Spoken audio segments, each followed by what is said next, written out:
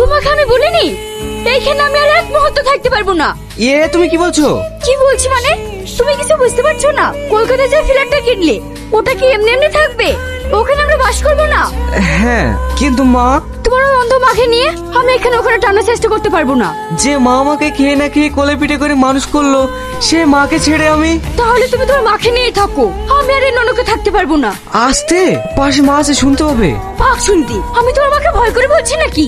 শাহিন, বৌমার কথাটা অমত করিস না। ওখান থেকে তোর অফিসটাও কাছে হবে, আর এখান থেকে তুই তো গাড়িটা ঠিক মতো পাস না। তাই আমি বলছিলাম, মা, তোমাকে এখানে একা রেখে আমাকে নিয়ে তোকে ভাবতে হবে না, আমার ঠিক চলে যাবে।